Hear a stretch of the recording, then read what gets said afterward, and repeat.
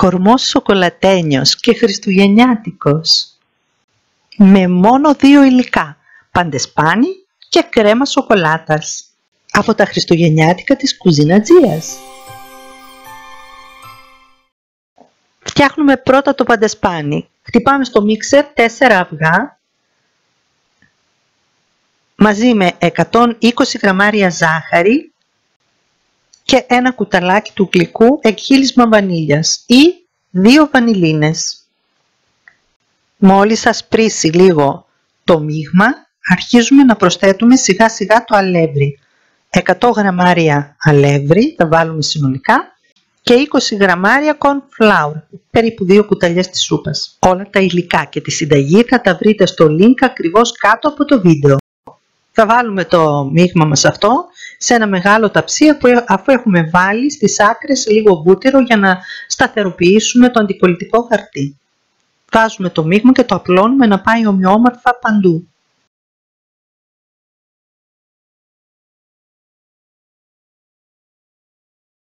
Ψήνουμε σε προθερμασμένο φούρνο στους 180 βαθμούς και αέρα για 10 λεπτά περίπου μέχρι να ψηθεί ομοιόμορφα. Στο μεταξύ θα κάνουμε ένα σιρόπι με 100 ml νερό και 50 γραμμάρια ζάχαρη, θα βράσουμε για 1 λεπτό και μετά θα προσθέσουμε λίγη βανίλια. Με αυτό θα ταμπονάρουμε το παντεσπάνι. Βγάζουμε το παντεσπάνι από το φούρνο, το αφήνουμε να κρυώσει λίγο, βάζουμε μια καινούρια λαδόκολλα από πάνω, το αναποδογυρίζουμε και βγάζουμε την παλιά.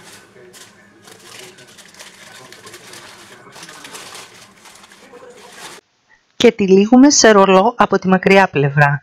Αν θέλουμε ο κορμός μας να είναι πιο χοντρός, θα τυλίξουμε από την κοντή πλευρά. Αυτό το αφήνω σε εσάς. Φτιάχνουμε την γκανάς. Σε 300 ml κρέμα γάλακτος, τα οποία θα ζεστάνουμε πάρα πολύ καλά, μέχρι να καίει υπερβολικά, θα βάλουμε 300 γραμμάρια κουβερτούρα. Και θα τα αφήσουμε για 3-4 λεπτά, χωρίς να τα ανακατέψουμε. Μετά από 3-4 λεπτά αρχίζουμε να ανακατεύουμε ώστε να ομογενοποιηθεί η γκανάς, να γίνει παχύρευστη, να λιώσει καλά και θα προσθέσουμε 2 κουταλιές πραλίνα. Θα ανακατέψουμε καλά ώστε να ομογενοποιηθούν και να γίνουν μια ωραία λία κρέμα. Σκεπάζουμε με μεμβράνη και αφήνουμε να κρυώσει. Χτυπάμε 150 ml φυτική κρέμα ώστε να γίνει σαντιγί. Χαμηλώνουμε την ταχύτητα και αρχίζουμε να προσθέτουμε την κρέμα γκανάς που έχει πηχτώσει σιγά σιγά, κουταλιά κουταλιά. Αυτό μπορούμε να το κάνουμε και με το χέρι μέχρι να ομογενοποιηθεί, να γίνει μία κρέμα αφράτη.